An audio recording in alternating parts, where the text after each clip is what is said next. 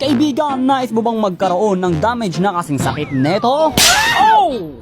Kung ganoon ay ito ang life hacks para sa'yo. Makinig at manood, mag-focus na para bang nanunood ka ng book. Mag-build ka muna ng fleeting time ng Lightning Truncheon, Blood Wings, at wala akong pakialam sa bagong pangalan ng item na to dahil habang buhay ko tong tatawaging Calamity Reaper. Concentrated Energy at Ice Queen 1, pero bago ang lahat, para maging effective ang mga item na to, kailangan muna ikaw ay nasa Creation Camp. Magsama ka ng isang kaibigan at gumawa kayo ng isang scripted na content para makapanguto ng mga bata at ng mga streamers na wala namang content, kaya naman gumagawa sila ng live reaction sa mga creation camp. At syempre huwag kalimutang maglagay ng maraming AI para naman hindi halatang dalawa lang kayong kumikilo sa mapa. At isa pang mahalagang instrumento ay dapat takpan mo ito para hindi makita ng mga tao, at dapat top global din kayo. Top global na editor.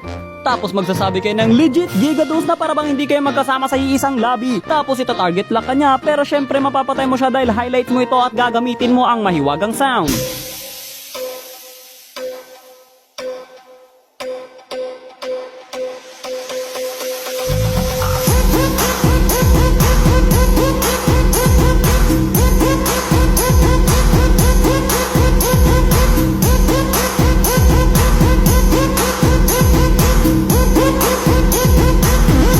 Scripted na reaction. Syempre, my term na ng kalaban, oras na para siya naman ang gumawa ng highlights, kaya naman mamamatay ako ng paulit, ulit.